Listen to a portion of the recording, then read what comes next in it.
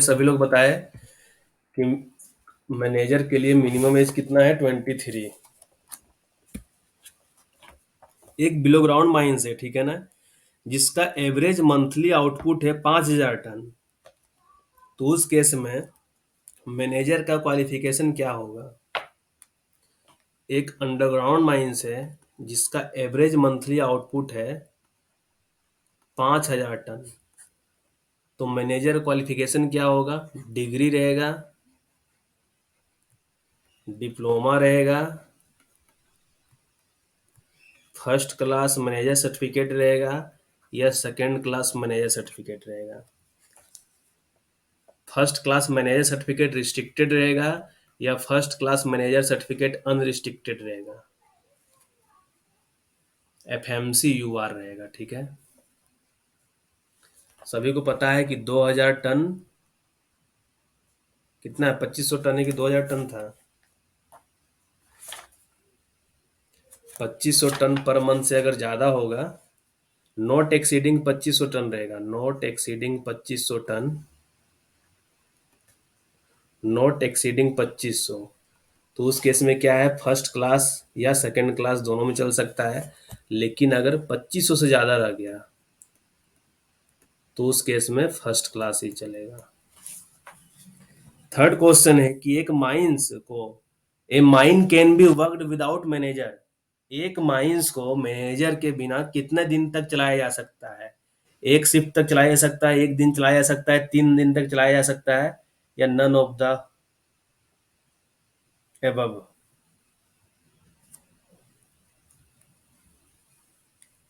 एक माइंस को मैनेजर के बिना कितने दिन तक चलाया जा सकता है? सबका आंसर नन आ रहा है तो सही है, क्योंकि माइंस को बिना मैनेजर का हम लोग नहीं चला सकते हैं।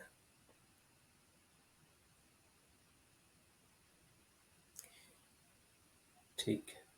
एक पर्सन को, मतलब एक मैनेजर को है ना, एक माइन से ज्यादा माइंस का मैनेजर बनाया जा सकता है। एक मैनेजर को एक से ज्यादा माइंस का भी जिम्मेवारी दिया जा सकता है। तो परमिशन किसका चाहिए?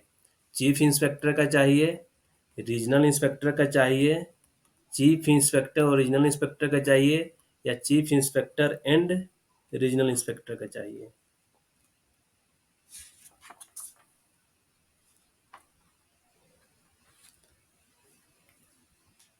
चीफ इंस्पेक्टर का परमिशन चाहिए, ठीक है।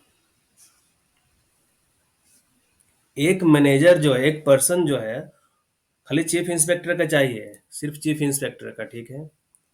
एक जो पर्सन है वो मैनेजर के रूप में दूसरे माइंस का भी काम कर सकता है, for a period not exceeding 6 month, 12 month, 24 month, 3 month, unless renewed. मतलब जब तक रिन्यू नहीं करवाते हैं तब तक कितना दिन तक उसको चार्ज दे सकते हैं दूसरे माइंस का भी मैनेजर के रूप में? 6 महीना के लिए, 12 महीने के लिए, 24 महीना के लिए, 3 महीने के लिए, 12 मंथ के लिए, ठीक है। एक माइंस का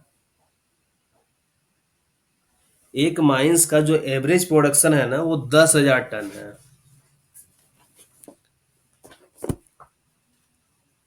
एक माइंस का एवरेज प्रोडक्शन 10,000 टन है। तो नंबर ऑफ सर्वेयर कितना होगा?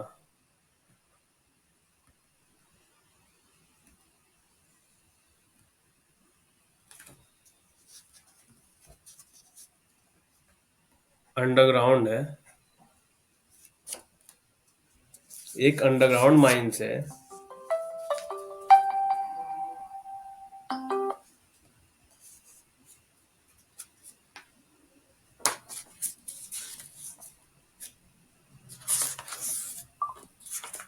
कितना सर्वेयर होगा? क्योंकि अप टू 8,000 तक क्या है, वन सर्वेयर है ना, फिर प्लस 15,000 या उसके पार्ट पे एकक से इंक्रीज करते जाना है। तो टोटल सर्वेयर कितना है, टोटल टन कितना है? 10,000 टन दिया हुआ है। तो 8,000 तक एक हो गया, प्लस 2,000 पे एक रहेगा। तो एक प्लस एक दो हो जाएगा ना।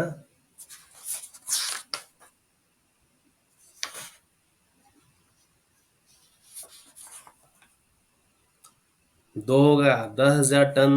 अगर अंडरग्राउंड से प्रोडक्शन हो रहा है तो सर्वेयर कितना होगा?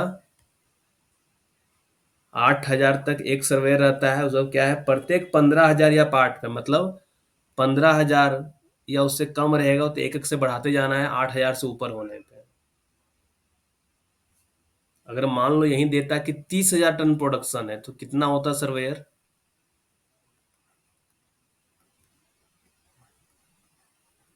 अंडरग्राउंड लिखें या ना लिखें, क्योंकि सर्वेयर के केस में क्या, अगर ओपन कास्ट लिखेंगे तो मिलियन क्यूबिक मीटर लिखेंगे। 30,000 टन प्रोडक्शन है तो कितना सर्वेयर होगा? तो तोड़ लो सीधा, क्या कि 8,000 प्लस 15,000 प्लस 7,000। एक प्लस एक प्लस एक मतलब 3 सर्वेयर होगा।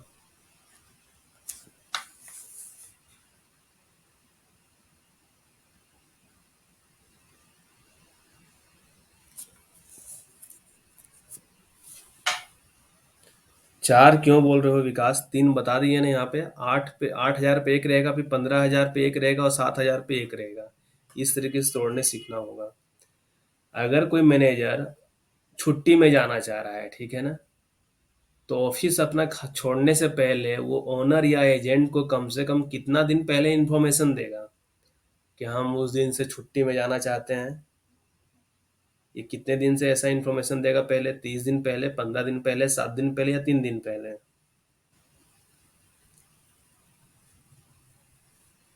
30 दिन पहले, ठीक है।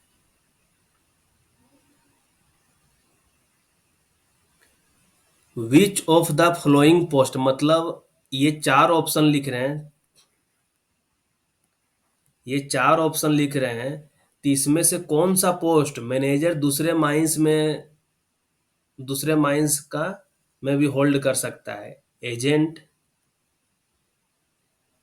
असिस्टेंट मैनेजर, सेफ्टी ऑफिसर या नन? मतलब मान लो एक माइंस है ए, इसका एक मैनेजर है, तो एक दूसरा माइंस है बी, तो यहाँ पे ये कौन सा पोस्ट होल्ड रख सकता है? एजेंट का रख सकता है, या असिस्टेंट मैनेजर का रख सकता है, या सेफ्टी ऑफिसर का रख सकता है, या नन का रख सकता है? अगर यहाँ पे मैनेजर रहता है एक ऑप्शन में, अगर यहाँ पे मैनेजर ऑप्शन में रहता है तो सही हो सकता था। क्यों? क्योंकि एक मैनेजर को दूसरे माइंस का भी मैनेजर बनाया जा सकता है। लेकिन यहाँ पे क्या है, मैनेजर ऑप्शन नहीं है, एजेंट है, असिस्टेंट मैनेजर है, सेफ्टी ऑफिसर है, नन है, तो नन हो जाएगा इसका आंसर। अगर मैनेजर रहता तो मैनेजर होता उसका आंसर।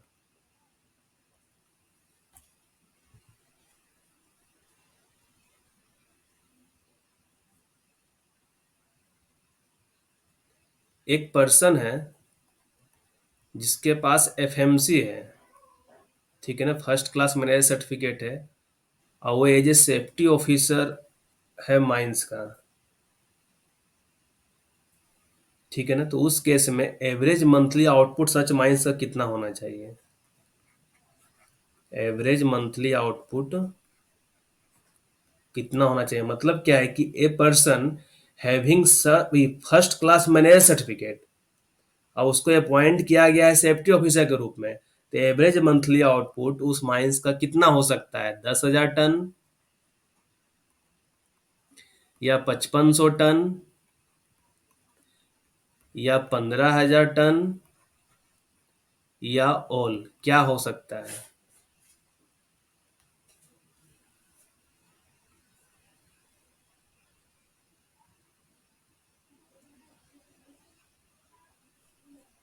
15,000 से ज्यादा वाला, ये मान लो 15,000 से ज्यादा वाला ऑप्शन होगा।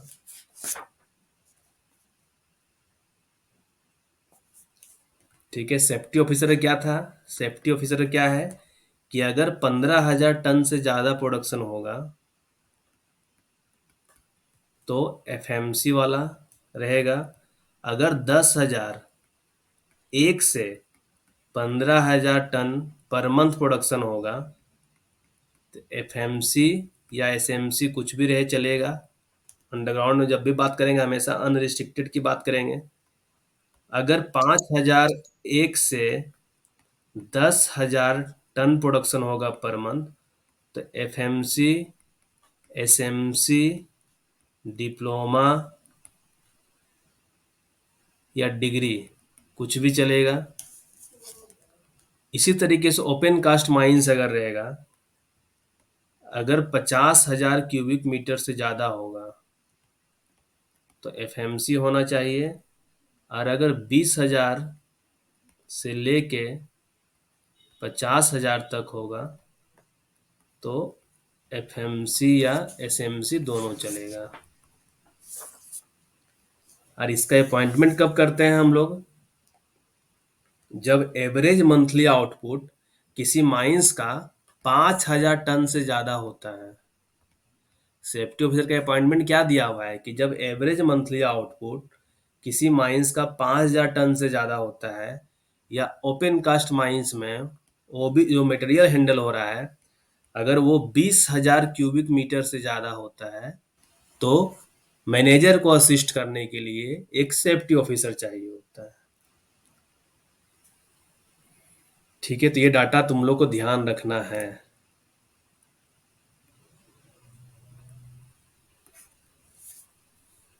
अगर मान लो एवरेज मंथली आउटपुट जो माइंस का है वो 4,000 टन है, 4,000 टन है, तो सेफ्टी ऑफिसर का क्वालिफिकेशन क्या होगा? अगर एवरेज मंथली आउटपुट माइंस का 4,000 टन है तो सेफ्टी ऑफिसर का क्वालिफिकेशन क्या होगा?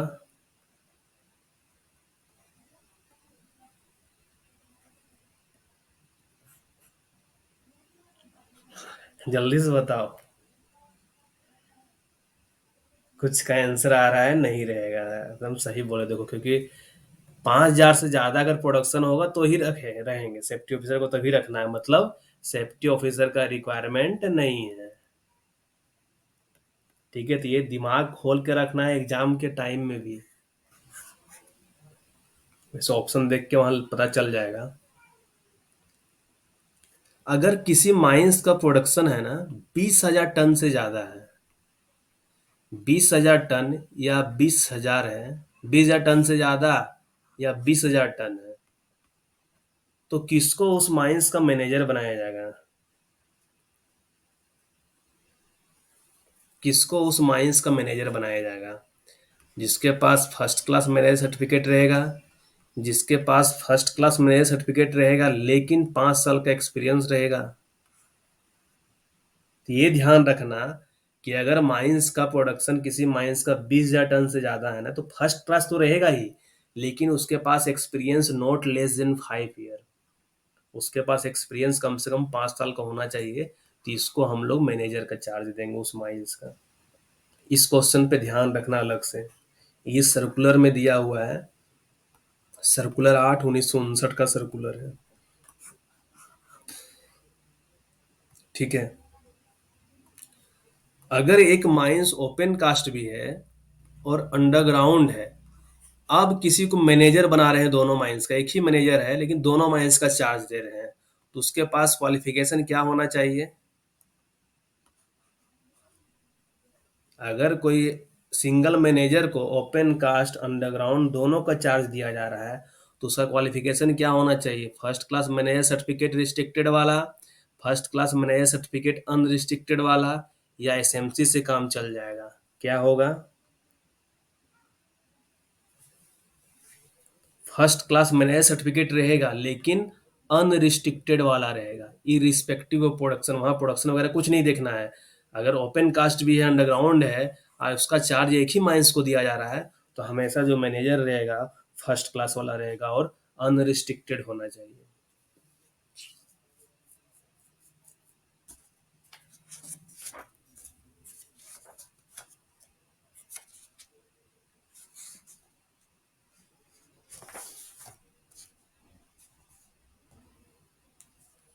अब एक क्वेश्चन बताओ कि एक माइंस है, ठीक है ना,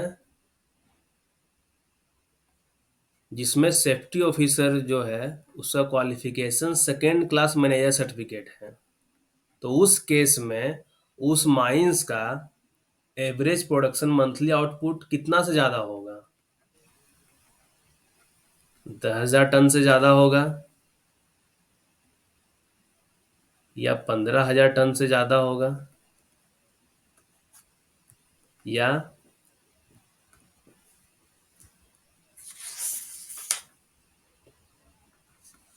15,000 टन पर मंथ, ठीक नहीं सर, जो भी डाटा है पर मंथ का डाटा है।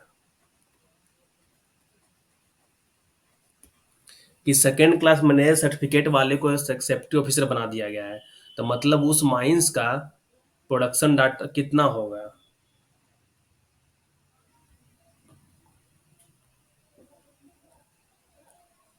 तो देखो यहाँ पे बताया है ना कि अगर 10,000 एक से लेके 15,000 रहेगा तो एफएमसी या एसएमसी वाला काम करेगा। और अगर 5 से 10 रहता तो डिग्री डिप्लोमा भी रहता। तो यहाँ पे क्या रहता, अगर डिग्री डिप्लोमा दिया रहता वहां पे तो इसको टिक करते, लेकिन क्या है यहाँ पे कि 10,000 से ज्यादा वाला हो जाएगा, ठीक है ना।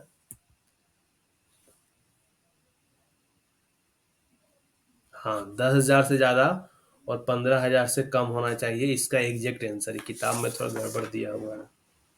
कॉम्पिटेंट पर्सन मतलब क्या। कॉम्पिटेंट पर्सन, आ रहे हैं जिसका डाउट है, आ रहे हैं 5 मिनट में।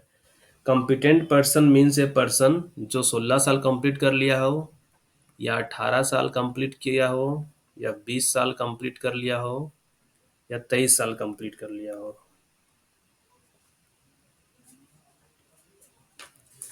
जो 20 साल कंप्लीट कर लिया हो, आज इसका अपॉइंटमेंट कौन करेगा कॉम्पिटेंट पर्सन का। 18 ईयर नहीं यार, 20 साल, 20 साल।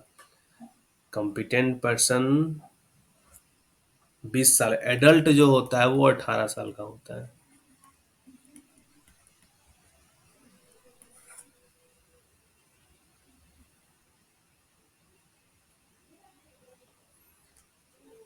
फर्स्ट डिग्री माइंस है, तो जो चीफ इंस्पेक्टर है ना, जो फर्स्ट डिग्री माइंस है और चीफ इंस्पेक्टर क्या किया है, वेंटिलेशन ऑफिसर का पोस्ट जो है वो सेफ्टी ऑफिसर के साथ कंबाइन कर दिया है। तो उस केस में एवरेज मंथली प्रोडक्शन उस माइंस का कितना होगा।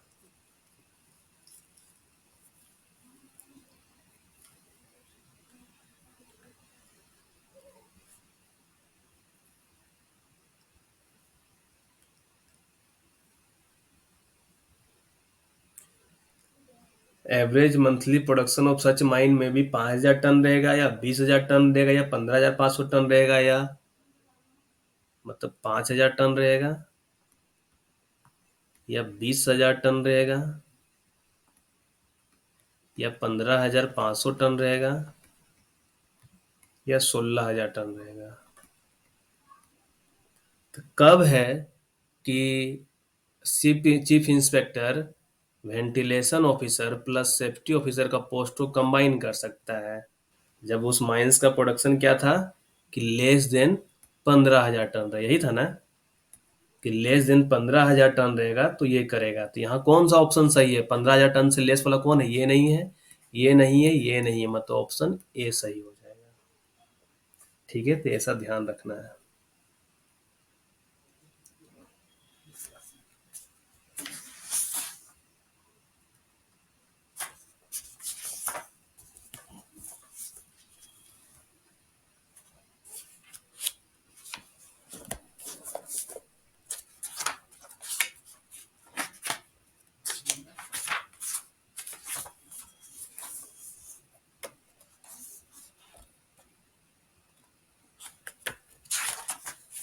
थोड़ा ब्लास्टिंग में आते हैं, ठीक है ना।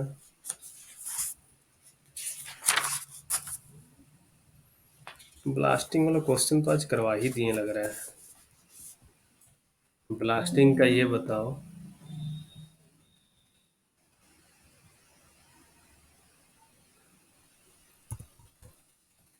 कौन सा रेट का कुछ करवाया डाटा।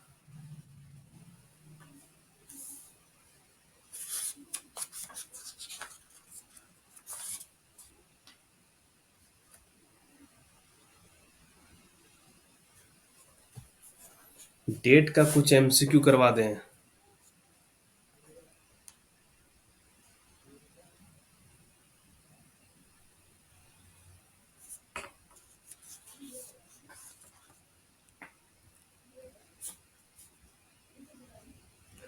30 7 14 दिन मंथ जैसा क्या है? 30 से, अच्छा 30 दिन 7 दिन 14 दिन वाला बोल रहे हो?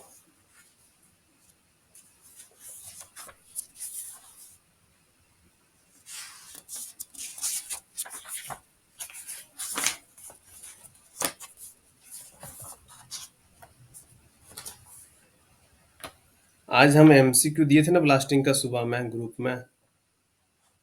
अब बाकी तुम लोग लगता है रेगुलेशन बम से कर ही लिए हो, क्योंकि कल मुझे एक लड़का भेजा है रेगुलेशन का ही।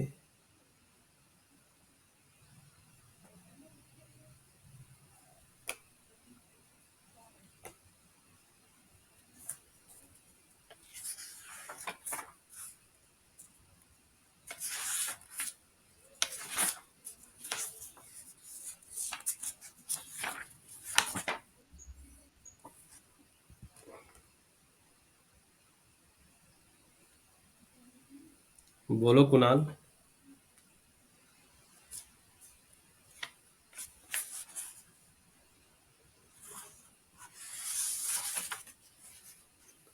वेंटिलेशन स्टॉपिंग में 38 सेंटीमीटर का केस, 38 सेंटीमीटर रट लो, सर्कुलर का पुराना दिया हुआ है, बाकी लेटेस्ट के अनुसार तो 25 और 15 सेंटीमीटर है। लेकिन अब वहां अगर ऑप्शन में रहेगा 38 वाला, रेप कुछ बोल देगा तो वहां पे वो ठीक करना है ऐसा करके। बोलो कुणाल।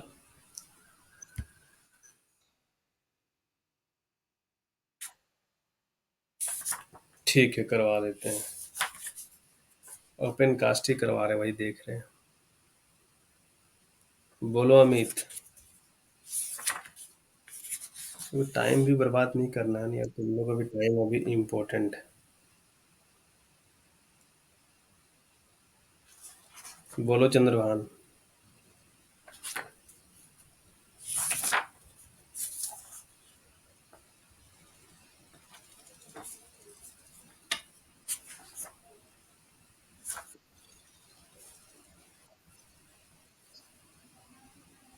बोलो चंद्रभान।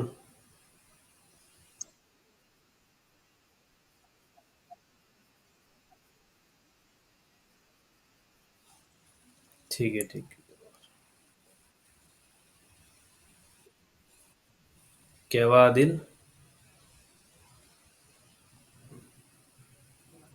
हाँ आदिल बोलो।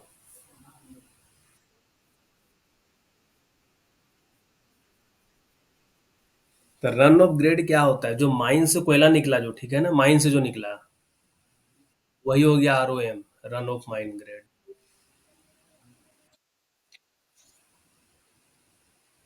इफेक्टिव ग्रेड, क्योंकि रन ऑफ माइन तो सिंपल सा है कि माइन से जो कोयला निकला और ROM हो गया, रन ऑफ माइन इसी को बोला जाता है। इफेक्टिव ग्रेड हमको लगता है फिर इफेक्टिव ग्रेड में हो गया कि उसमें अगर कुछ जो ग्रेड जो अवेलेबल होगा आफ्टर, उसमें से जो भी इम्प्योरिटी प्रेजेंट रहेगा ना, उसको हटाने के बाद जो भी एस कंटेंट वगैरह वोलेटाइल मैटर वगैरह जो भी होगा, अगर उसको हटाने के बाद जो हम लोग के पास ग्रेड अवेलेबल है, वो हो जाएगा इफेक्टिव ग्रेड। बोलो।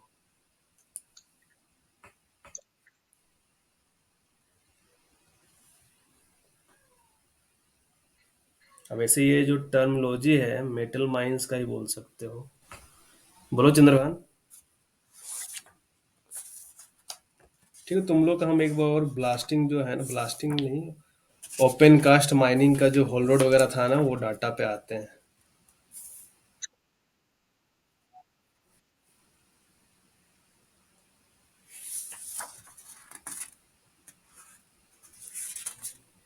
ठीक है, तुम लोग क्वेश्चन अब सुनते जाओ, इसका आंसर बताते जाओ, ठीक है। Roads for truck and dumper कितने नंबर रेगुलेशन में दिया हुआ है? Roads for truck and dumpers, roads for truck and dumpers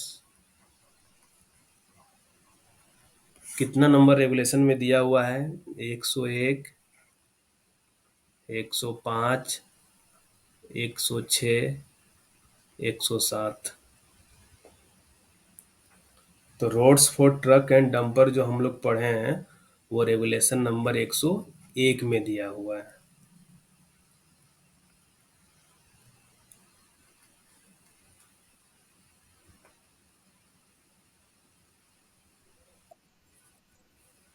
अब किसी का भी नहीं लेंगे, कुछ देर के लिए रुक जाओ।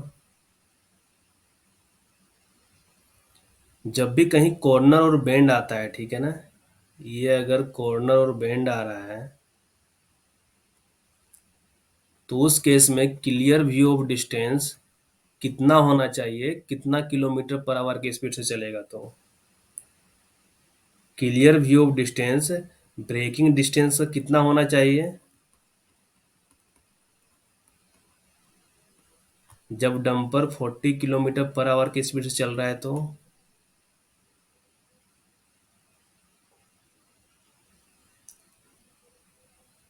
हम क्या बोल रहे हैं कि क्लियर व्यू ऑफ डिस्टेंस जब डंपर कॉर्नर या बेंड में जा रहा है, तो कितना दूरी तक उसको क्लियर नजर आना चाहिए जब डंपर 40 किलोमीटर पर आवर की स्पीड से चल रहा है? तो 3 टाइम्स द ब्रेकिंग डिस्टेंस।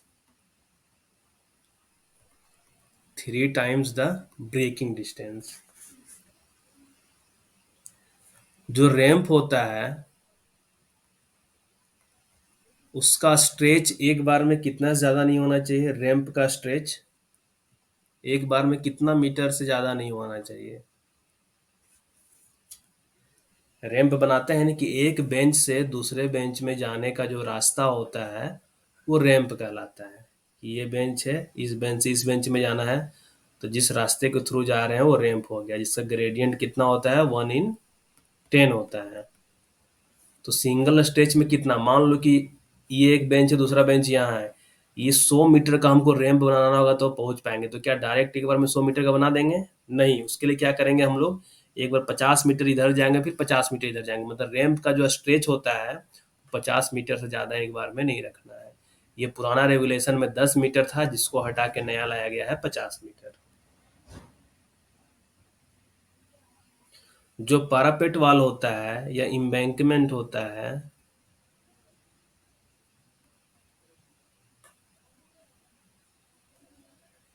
का डायमेंशन क्या होता है?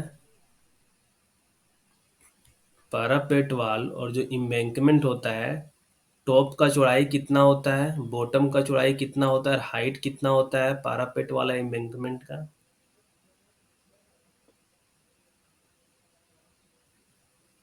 ये विड्थ कितना हो गया टॉप का? ये 1 मीटर होता है या 2.5 मीटर होता है या 1.5 मीटर होता है या 1.25 होता है? ऊपर का विड्थ पैरापेट वाल, टॉप 1 मीटर रहा, बॉटम 2.5 मीटर रहा, और इसका हाइट कितना रहता है? कि लार्जेस्ट, जो भी लार्जेस्ट टायर है व्हील का, मतलब व्हीकल का, उसका डाया हाइट से, मतलब उसका क्या बोले, एक तरीके से डाया से कम नहीं होना चाहिए।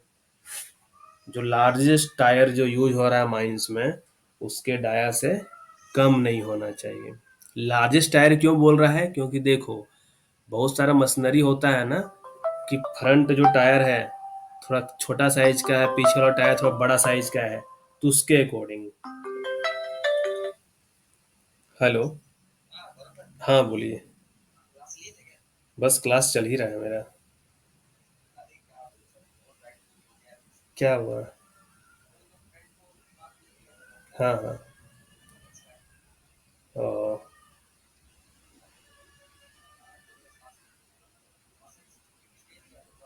कहाँ से है, रांची? हाँ हाँ।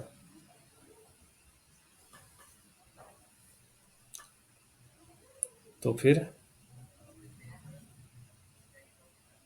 तभी कहाँ हैं आप?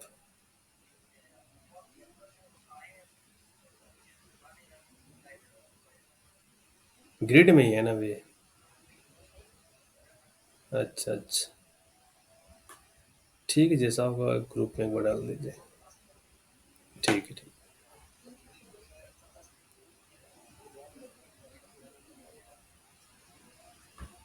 ठीक है ठीक है। ठीक।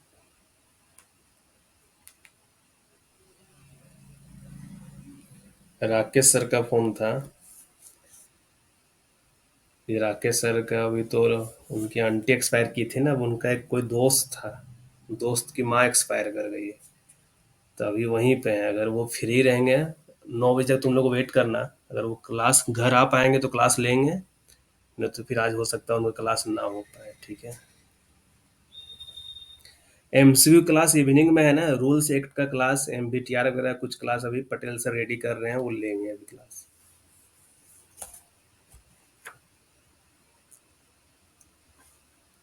अब अगर वन वे पॉसिबल है, ठीक है ना, विड्थ मतलब वन वे है, और जो लार्जेस्ट साइज ऑफ मशीनरी जो यूज हो रहा है, लार्जेस्ट जिसका विड्थ है, उसका मान लो चौड़ाई 5 मीटर है, तो width of the whole road क्या है? Width of the whole road क्या होगा?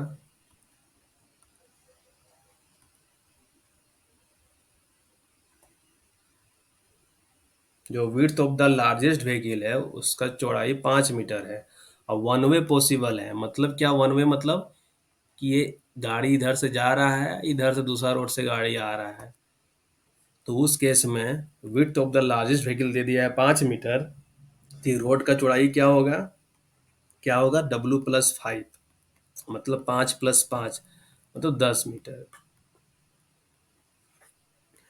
और अगर इसी क्वेश्चन में वन वे पॉसिबल नहीं होता, वन वे नॉट पॉसिबल, मतलब क्या होता है, एक ही लंबा चौड़ा रोड रहते इस तरीके से, और इसी में क्या होता है, गाड़ी इधर से जा रहा है, इधर से आ रहा है, तो उस केस में ये लंबा चौड़ा रोड का क्या होता है डायमेंशन? ये क्या होता है? 3W+5 होता है ना। तो ये कितना हो जाता है? 3 × 5 + 5 मतलब 20 मीटर। उस केस में होल रोड का विड्थ हो जाता है 20 मीटर। अभी ये जो क्वेश्चन हम करवा रहे थे इसी में, ये मान लो टर्निंग वगैरह है जहाँ पे क्लियर व्यू ऑफ डिस्टेंस जो 3 times of braking distance possible नहीं है। 20 मीटर सही आंसर है, ठीक है ना। ये 3 टाइम्स जो ब्रेकिंग डिस्टेंस है, ये अगर व्यू पॉसिबल नहीं है यहाँ पे, तो उस केस में हम लोग रोड को क्या करेंगे, 2 पार्ट में डिवाइड कर देंगे, है ना। एक इन जाने के लिए अलग लगा रख देंगे, बीच में डिवाइडर बना देंगे। तो प्रत्येक यहाँ जो पोर्शन रहेगा, इसका चौड़ाई क्या रहेगा? ये जो पोर्शन का रहेगा चौड़ाई क्या रहेगा?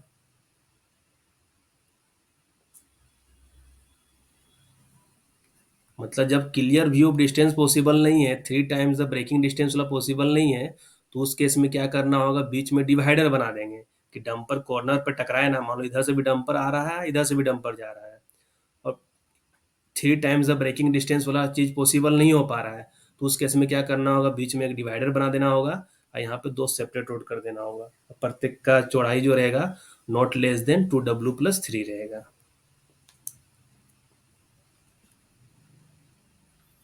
जो HEMM का स्टेबिलिटी टेस्ट हम लोग कितने दिन में करते हैं?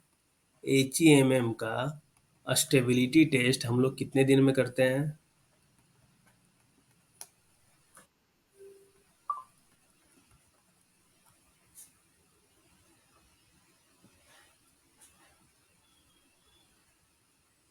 HEMM का टेस्ट हम लोग स्टेबिलिटी टेस्ट 1 साल में करते हैं। प्रूफ लोड टेस्ट हम लोग किसका करते हैं? जो प्रूफ लोड टेस्ट करते हैं वो किसका करते हैं? डंपर का करते हैं, या क्रेन का करते हैं, या बकेट व्हील एक्सकवेटर का करते हैं, या ड्रैग लाइन का करते हैं? किसका करते हैं प्रूफ लोड टेस्ट हम लोग? क्रेन का करते हैं।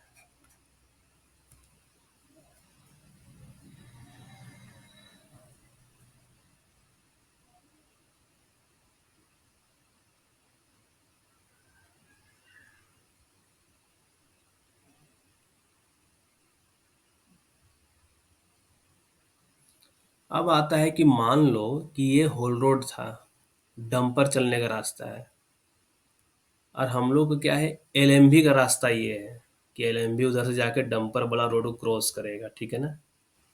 तो हम लोग स्पीड बैरियर बनाते हैं, तो स्पीड बैरियर का डिस्टेंस ये क्रॉसिंग से कितना होना चाहिए? कितने मीटर के अंदर ये स्पीड बैरियर होना चाहिए? Not less than 30 metre.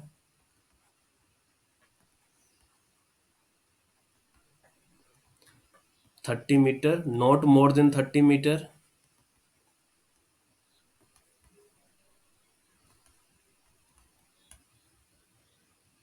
क्या होगा यहाँ पे?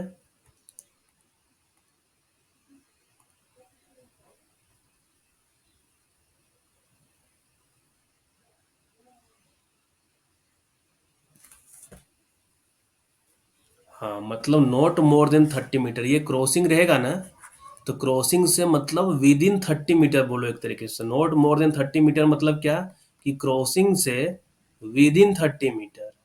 मतलब ये मान लो यहाँ से जीरो है, ये 30 मीटर है ना, तो ये नॉट मोर देन 30 मीटर, 31 32 में नहीं लगाएंगे, 30 29 28 में कहीं इधर ही लगा देंगे। ठीक है, not more than 30 metre. The approach to such crossing shall be provided with suitable speed barrier as approved by the ISO of the mining company in the carriageway for the LMB at a distance of not more than 30 metre from the crossing। ठीक है।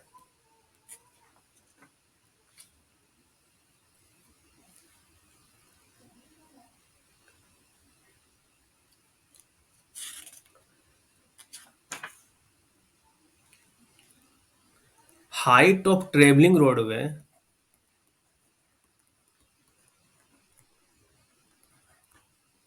क्या option होगा बताना, हम कुछ word नहीं बोलेंगे option देख के।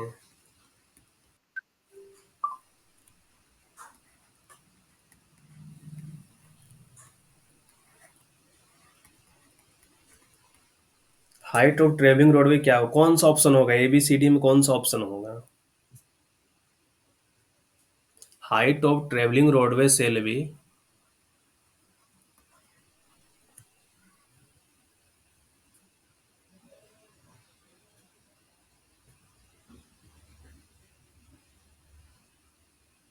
किसी का आंसर ए भी नजर आया, ये वाला गलत है, ठीक है ना, ये वाला गलत है। ट्रेवलिंग रोडवे का हाइट अगर ये रहता है ना, ये रहता ऑप्शन, तो इसका मीनिंग और इसका मीनिंग सेम हो जाता है कि नॉट लेस देन 1.8 मीटर, मतलब 1.8 मीटर या उससे ज्यादा होना चाहिए, कम नहीं होना चाहिए।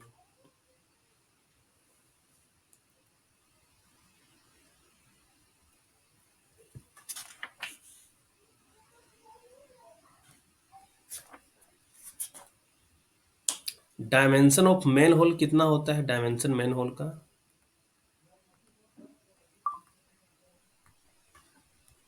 डायमेंशन ऑफ मेन होल क्या होता है? मतलब ये मान लो अगर मेन होल है, इधर से एंट्री है, ये चौड़ाई कितना होगा, ये अंदर जाने वाला कितना होगा?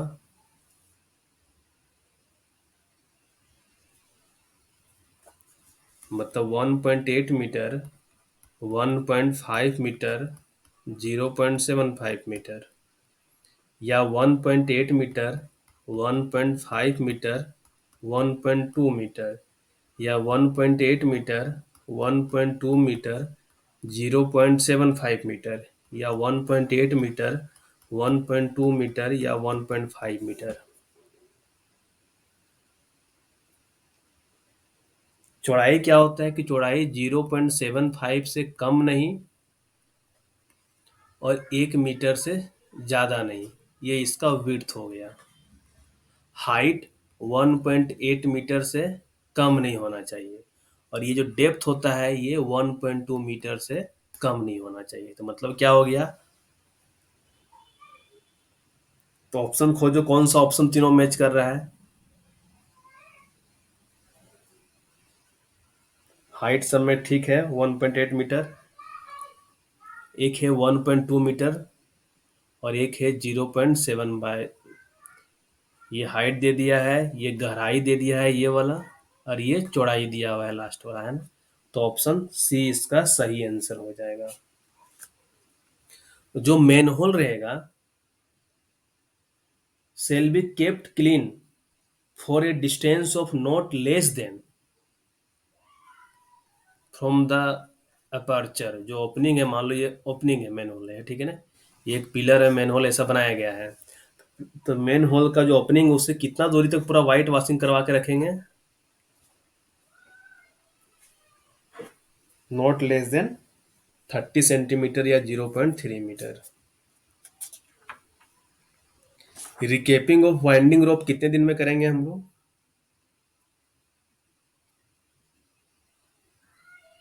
विशाल 30 मीटर नहीं, 30 सेंटीमीटर है, या नॉट 0.3 मीटर।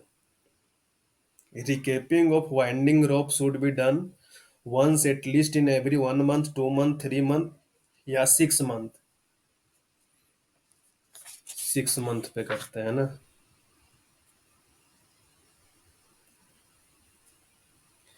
ट्रेवलिंग रोडवे में सीढ़ी बनाना है, ठीक है ना, ट्रेवलिंग रोडवे में क्या करना है, सीढ़ी बनाना है। कितने एंगल पे, कितना से अधिक एंगल एक्सीड करेगा तो क्या करना है, स्टेप्स कटिंग करना है रोडवे में, ट्रेवलिंग रोडवे में, 45 डिग्री पे, 30 डिग्री पे, 60 डिग्री पे, 20 डिग्री पे।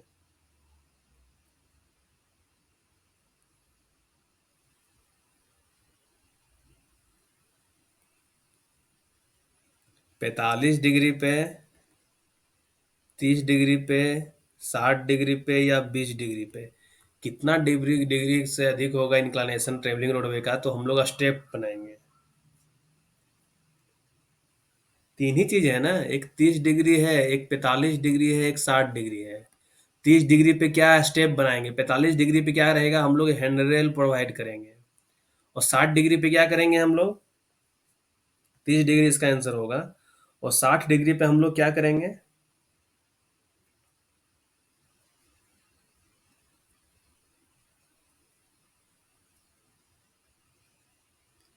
साठ डिग्री में स्टेप तो रहेगा ही, हैंडल भी रहेगा, और क्या करेंगे, प्लेटफॉर्म कितना मीटर पे प्रोवाइड करेंगे? जो प्लेटफॉर्म प्रोवाइड करेंगे, ये कितना मीटर पे प्रोवाइड करेंगे हम लोग प्लेटफॉर्म, कितना मीटर पे?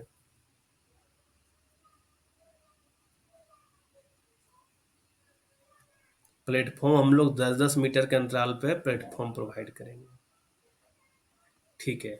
अब जब हम लोग शाफ्ट बनाते हैं, ये शाफ्ट रहता है ना,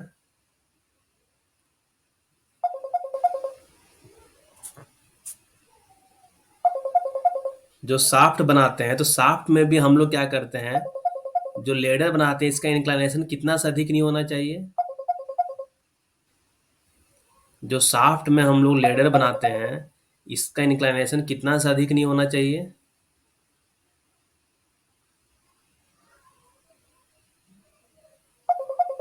80 डिग्री से अधिक नहीं होना चाहिए। और यहाँ पे भी प्लेटफॉर्म बनाते हैं, वो प्लेटफॉर्म कितना मीटर के इंटरवल पे होना चाहिए?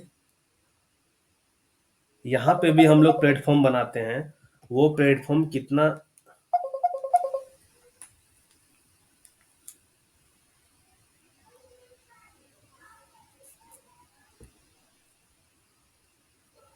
तो ये प्लेटफॉर्म का दो फिगर ध्यान रखना है, ठीक है ना। प्लेटफॉर्म हम लोग 9-9 मीटर के अंतराल पे यहाँ पे प्लेटफॉर्म बनाते हैं, शाफ्ट वाले के केस में, ठीक है। वर्किंग एट हाइट कितना नंबर रेगुलेशन में दिया हुआ है? वर्किंग एट हाइट कितना नंबर रेगुलेशन में दिया हुआ है?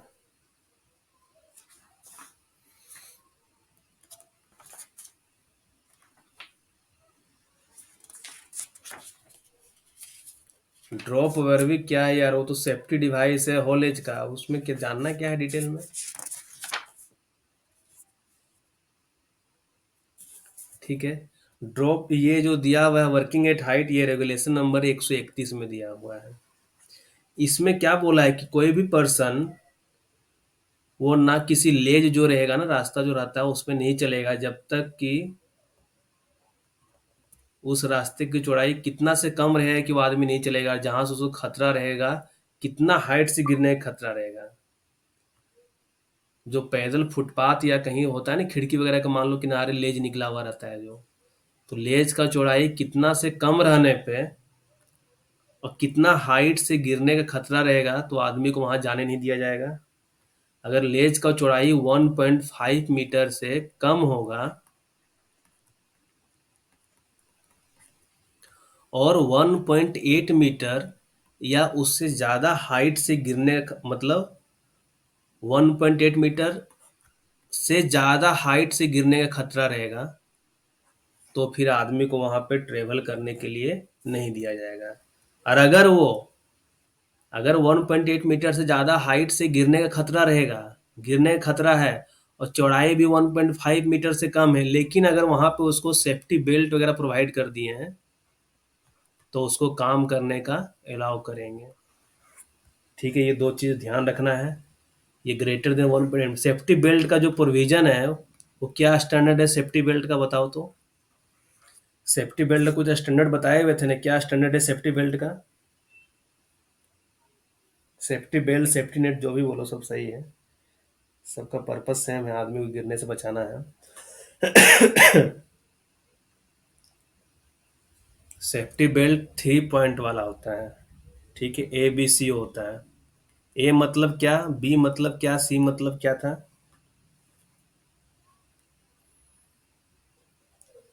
और ये आईएसओ 3521/1999 वाला है कि 2001 वाला था? ए से हो गया एंकरेज, बी से क्या था, बॉडी हार्नेस, और सी से क्या था, सेफ्टी बेल्ट को क्या बोलते हैं, फॉल अरेस्ट सिस्टम भी बोलते हैं ना। ये क्वेश्चन रहेगा, मतलब ये जो क्वेश्चन वर्किंग एट हाइट का बताया ना, ये वाला क्वेश्चन रहेगा 100% एग्जाम में। Fall arrest system. और सी क्या हो गया, कनेक्टिंग डिवाइस। मतलब क्या था सेफ्टी बेल्ट कि ये मान लो इसमें बेल्ट का हुक फंसा दिए हैं, ये सेफ्टी बेल्ट आ गया, ये आदमी है, ठीक है ना, ये यहाँ पे हार्नेस पहन लिया है और हार्नेस में ये बेल्ट का यहाँ पे हुक यहाँ से बांध दिया है ना, ये कनेक्टिंग डिवाइस यहाँ हो गया, ये बॉडी हार्नेस हो गया,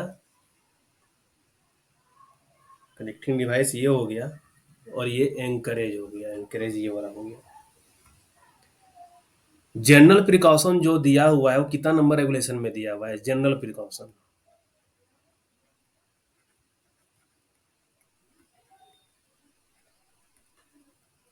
जनरल प्रिकॉशन कितना नंबर रेगुलेशन में दिया हुआ है?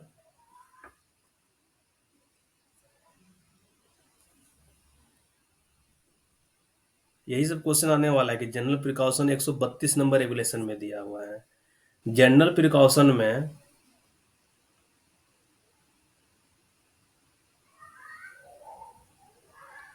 किसी भी पर्सन को लोड कैरी करने के लिए नहीं दिया जाएगा, ध्यान रखो। कि किसी भी पर्सन को लोड कैरी करने के लिए मतलब है तो होता है ना कि सामान वगैरह खींचते हुए अब बाहर अंडरग्राउंड से लेके जा रहा है, पर लोड कैरी करने के लिए नहीं दिया जाएगा जब उसका इंक्लाइनेशन कितना से अधिक होगा। कितने से अधिक इंक्लाइनेशन होने पे किसी भी पर्सन को लोड कैरी करने के लिए नहीं दिया जाएगा।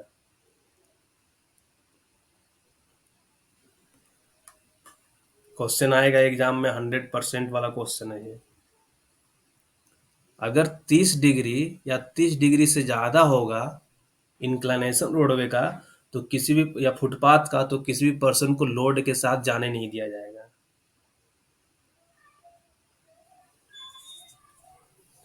और जिस फुटपाथ पे और जिसके अलोंग कोई फुटपाथ बना हुआ है, अब क्या है कि यहाँ इसके अलोंग लोड कैरी करके ले जाना है फुटपाथ के अलोंग, तो क्या करना है हम लोग उसके लिए?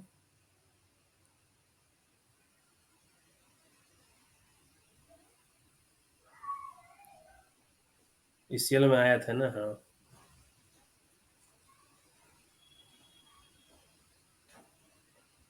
अगर लोड कैरी करना है और इंक्लाइनेशन 15 डिग्री से अधिक हो रहा है, ठीक है ना, लोड कैरी करना है, 30 डिग्री ज़्यादा तो अलाउ ही नहीं करना है, लेकिन 15 डिग्री से ज़्यादा रहेगा तो उस केस में क्या करना है, हम लोग क्या करेंगे, सीढ़ी बनाएंगे, है ना।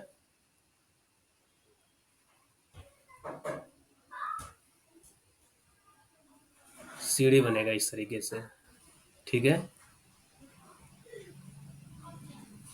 सीढ़ी बनाया जाएगा, तो सीढ़ी का ये चौड़ाई कितना रहेगा, विड्थ, ये ऊंचाई कितना रहेगा, और यहाँ पे जो आदमी पैर रखेगा इस जगह पे, ये कितना रहेगा, ये 3 डाटा दिया हुआ है, बहुत ही इंपॉर्टेंट है। तो उस केस में जो स्टेप्स बनाया जाएगा ना, उसका विड्थ जो रहेगा, ये विड्थ, ये यहाँ से यहाँ तक, ये 1 मीटर से कम नहीं होगा, ये हो गया, ठीक है, नॉट लेस देन 1 मीटर। और क्या हो गया, ये जो मान लो एक स्टेप आदमी क्या करेगा, यहाँ पैर अपना रखेगा, यहाँ पे अपना पैर आदमी रखेगा, पैर पूरा उसका, पाँव अच्छे से, पंजा उसका पैर का आना चाहिए, तो ये कितना चौड़ाई रहेगा, इतना यहाँ का,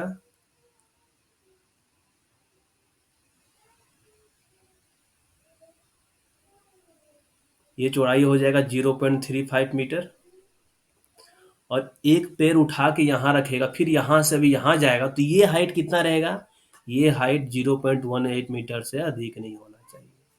तो ये 3 डाटा तुम लोग को ध्यान रखना है कि जहाँ पर पाँव रख रहा है ना सीढ़ी पे, मान लो तुम अभी मान लो चप पैर रख रहे हो जमीन पे, और तुम्हारा जो थंब वाला पोर्शन है, एकदम सामने से लेके पीछे वाला जो पोर्शन है, वो कम से कम 0.35 मीटर का उतना गैप मिलना चाहिए, उतना स्पेस मिलना चाहिए पैर रखने के लिए। अब एक एक पैर उठा के दूसरा सीढ़ी पे चल रहे हैं, दूसरा पैर उठा के फिर ऊपर चल रहे हैं, तो जो ऊपर उठा के चल रहे हैं ना, तो अगर मान लो यहाँ पर रख देंगे ऊपर उठाने वाला चीज 1 मीटर रख देंगे, तो आदमी कैसे चढ़ेगा एक सीढ़ी से दूसरा सीढ़ी पे, तो ये जो हाइट रहेगा वो 0.18 मीटर से अधिक नहीं होना चाहिए, 0.38 नहीं है।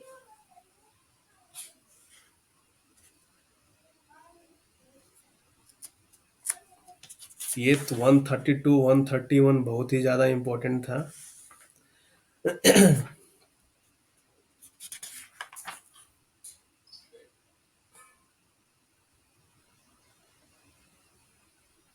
हाँ हाँ, ये जो प्रावधान है ना, एवरी रोड और footpath along which load are carried by human agency, तो उसका विड्थ 1 मीटर से कम नहीं होगा। जो फुटपाथ रहेगा ना, मान लो पहले क्या है कि जहाँ पे अब लोड कैरी करके ले जाना है, 30 डिग्री से ज़्यादा पे लोड कैरी करने नहीं देंगे। अब है कि मान लो 10 डिग्री भी है, तो उस केस में जो फुटपाथ का पहले रहेगा कि चौड़ाई 1 मीटर से कम नहीं रहना चाहिए, बाकी अगर 15 डिग्री से ज़्यादा इंक्लिनेशन होगा, तो ये वाला जो यहाँ पे बताए हुए हैं कि जहाँ पे पैर रखेगा तो 0.3 मीटर से कम चौड़ाई नहीं होना चाहिए, और एक स्टेप से ऊपर जा रहा है दूसरा स्टेप में, तो जो वर्टिकल डिस्टेंस है वो 0.18 मीटर से अधिक नहीं होना चाहिए।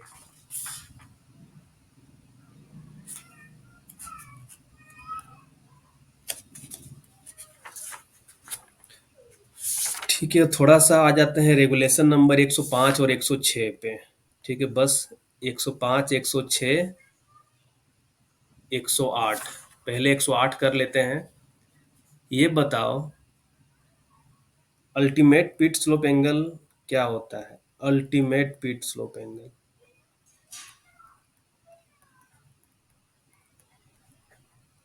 तो अल्टीमेट पिट स्लोप एंगल क्या होता है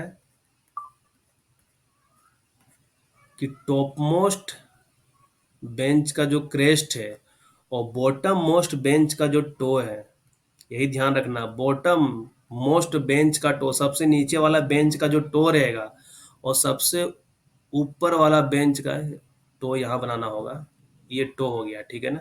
और सबसे ऊपर वाला बेंच का जो क्रेस्ट रहेगा, तो ये दोनों को एक लाइन जो मिलाएगी, और ये जो लाइन हॉरिजॉन्टल से एंगल बनेगा, इसी को बोला जाएगा अल्टीमेट पिट स्लोप एंगल।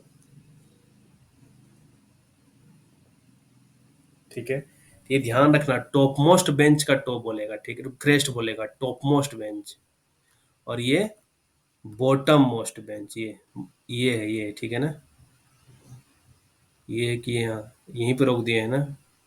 अच्छा, बेंच ऐसे बना हुआ है, ये बॉटम मोस्ट बेंच का टो।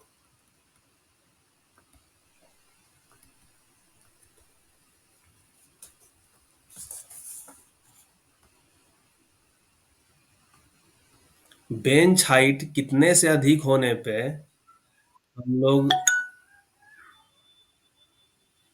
बेंचिंग बनाएंगे, मतलब कितना मीटर से अधिक होने पे हम लोग ओबी डंप का भी बेंच बना के करना है।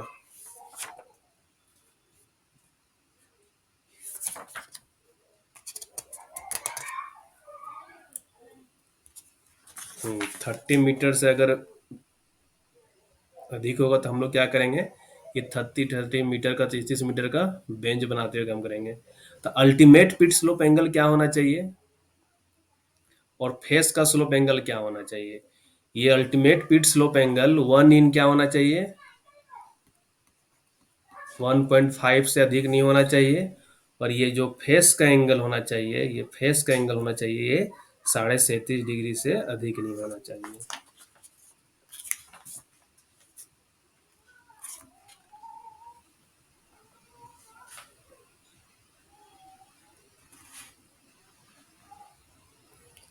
डिप्लेरिंग के केस में यार डीजीएमएस दिया हुआ है ना, 3 महीना पहले कम से कम परमिशन लेंगे डीजीएमएस से डिप्लेरिंग के केस में, या रीजनल इंस्पेक्टर ऑफ माइंस रहेगा, जो भी रहेगा आंसर ठीक रहेगा। और एक बार में परमिशन लेंगे कम से कम माइंस में 3 साल तक डिप्लेरिंग चले, 3 साल के लिए लेंगे, ठीक है, ये ध्यान रखना।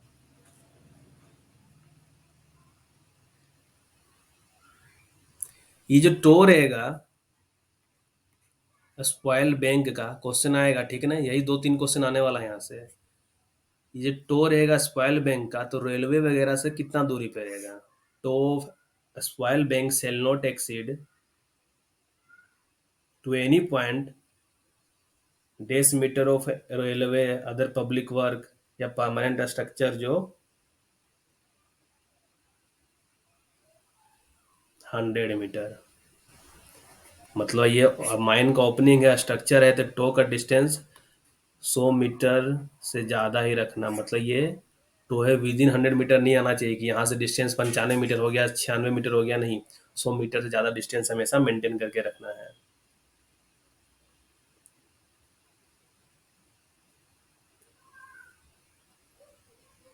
108 नंबर रेगुलेशन में दिया हुआ क्या है? 108 नंबर रेगुलेशन में दिया हुआ क्या है? टॉपिक जो दिया हुआ है इसका नाम क्या है?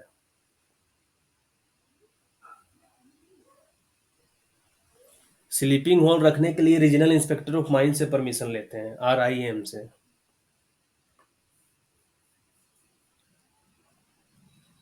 चीफ इंस्पेक्टर नहीं, रीजनल इंस्पेक्टर। जो चैप्टर का नाम दिया हुआ है वो क्या है? स्पॉयल बैंक्स एंड डंप है, स्पॉयल बैंक्स एंड डंप है, ठीक है, सभी लोग जो बोल रहे हो सही है। ये क्वेश्चन हम टेस्ट में भी दिए थे। 107 नंबर रेगुलेशन में क्या दिया हुआ है? 107 नंबर रेगुलेशन में क्या दिया हुआ है?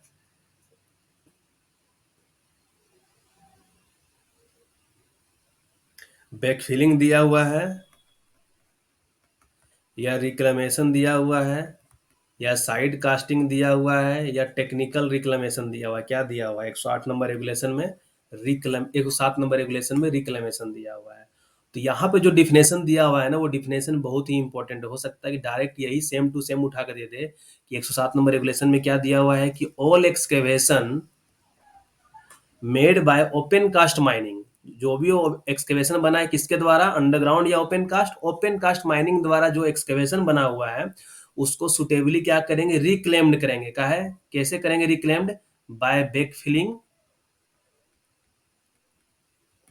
रिक्लेम कैसे करेंगे? बाय बैक फिलिंग और बाय एनी अदर मीन्स, और बाय एनी अदर मीन्स के द्वारा उसको रिक्लेम करेंगे। तो ये डिफिनेशन ही इसका इंपॉर्टेंट है, ध्यान रखना है।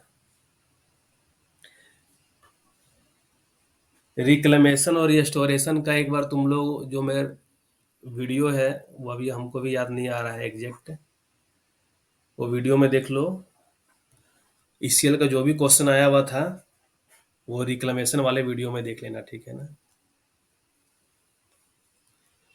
क्योंकि उसमें सब में थोड़ा थोड़ा डिफरेंस है कि बैक फिलिंग किसको कर रहे हैं, रिक्लेमेशन किसको कर रहे हैं, रीस्टोरेशन किसको कर रहे हैं, रीवेजिटेशन किसको कर रहे हैं, सब में एकदम थोड़ा थोड़ा डिफरेंस है। वो एक बार वीडियो देख लो, क्योंकि जब हम पढ़ाए थे वो वीडियो में तो नोट्स वगैरह अच्छे से बना के बताए हुए थे, अभी वो चीज़ हमको याद नहीं आ रहा है, सब चीज़ याद रखना मुश्किल है।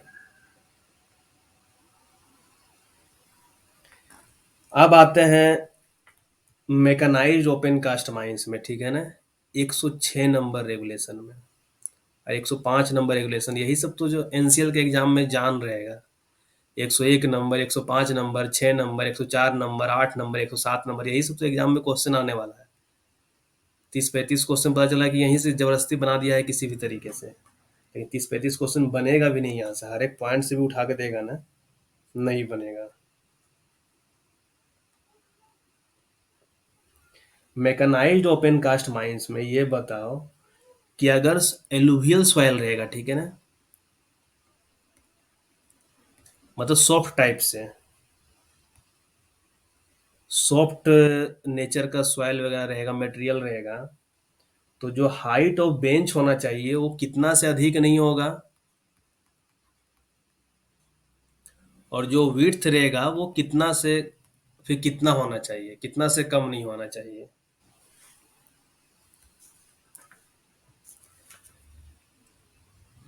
एलुवियल्स वाले केस में जब मैकेनाइज्ड ओपन कास्ट माइंस रहेगा जो 106 नंबर रेगुलेशन में, तो क्या दिया हुआ है कि हाइट 3 मीटर से अधिक नहीं होना चाहिए। अब मैकेनाइज्ड माइंस है तो विड्थ क्या रहेगा, क्योंकि वहां मशीन से कटिंग करेंगे, तो विड्थ तो जो रहेगा वो 3 टाइम्स द बेंच हाइट, इससे कम नहीं होना चाहिए। 3 टाइम्स द बेंच हाइट से कम नहीं होना चाहिए। मतलब क्या दे देगा आंसर इस तरीके से कि हाइट जो रहेगा वो इस तरीके से 3 मीटर से कम नहीं होना चाहिए, 3 मीटर से ज्यादा नहीं होना चाहिए, ठीक है ना, ये रहेगा। या दे देगा आंसर इस तरीके से कि जो बेंच हाइट रहेगा वो 3 मीटर से कम रहेगा, ठीक है ना, height shall not exceed 3 metre.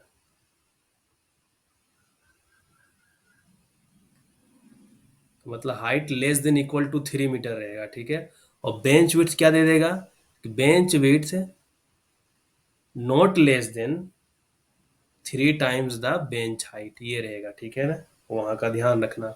और ये बताओ जनरल केस में हम लोग क्या जानते हैं कि बेंच हाइट और बेंच विड्थ में क्या रिलेशनशिप है। जनरल केस में क्या जानते हैं कि बेंच हाइट बेंच विड्थ में क्या रिलेशन है, जो विड्थ रहेगा ना वो हमेशा बेंच हाइट के ग्रेट इक्वल या ग्रेटर रहेगा। कभी भी बेंच विड्थ जो है वो बेंच हाइट से कम नहीं होगा। कभी भी बेंच विड्थ बेंच हाइट से कम नहीं होगा। बेंच विड्थ हमेशा बेंच हाइट से ज्यादा होगा या इक्वल होगा। अब ये बताओ कि हम लोग तो जानते ही हैं कि जो बेंच हाइट होता है वो maximum digging height of excavator या जो रीच है एक्सकेवेशन मशीन सा, उससे अधिक नहीं होना चाहिए बेंच हाइट, है ना। और जो तो उस केस में बेंच विड्थ क्या दिया हुआ है, 3 केस दिया हुआ है, 1, 2, 3 केस दिया हुआ है। क्या दिया हुआ है कि width of the widest machine plying on the bench plus 2 metre. अगर डंपर प्लाई किया हुआ है तो 3 times the width of the dumper और हाइट ऑफ द बेंच, तीनों में जो ज्यादा होगा वो हम लोग को क्या हो जाएगा, बेंच विड्थ हो जाएगा। तो ये बताओ कि जो maximum digging height of excavator 7 metre है। मैक्सिमम डिगिंग हाइट जो है एक्सकेवेटर का 7 मीटर है। बेंच हाइट 6.5 मीटर का है। Width of the widest machine, width of the widest machine 5 metre का है। और विड्थ ऑफ डंपर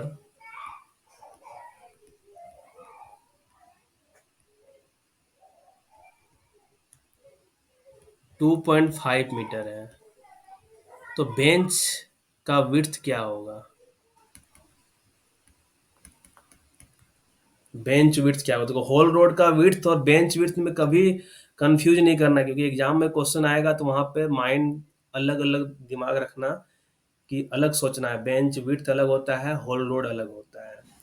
तो क्या बताएं कि जो बेंच हाइट होता है कभी भी डिगिंग हाइट ऑफ एक्सकेवेटर से अधिक नहीं होना चाहिए, ठीक है। और 3 कंडीशन दे दिया है कि अगर वाइडेस्ट मशीन है तो +2, 3 times the width of the dumper और हाइट ऑफ द बेंच, तीनों में जो ज्यादा होगा वो अपना बेंच का विड्थ होगा। देख लो पहला कंडीशन क्या है, width of the widest machine 5 metre है +2, मतलब 7 मीटर हो गया। सेकेंड केस में क्या है, ये फर्स्ट केस है, सेकेंड केस का क्या है, 3 times the width of the dumper मतलब 2.5। और थर्ड केस में क्या है, बेंच हाइट 6.5 मीटर है।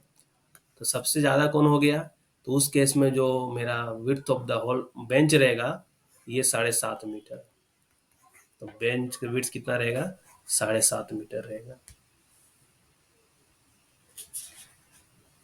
ठीक है, आज इतना ही रखते हैं, बाकी जो बच गया है कल 105 नंबर रेगुलेशन और ड्रिलिंग, एक ब्लास्टिंग है ना, कल डिस्कस कर लेंगे 105 और ब्लास्टिंग को एक बार पूरा अच्छे से, पूरा रेगुलेशन का क्वेश्चन, पूरा गजेट का क्वेश्चन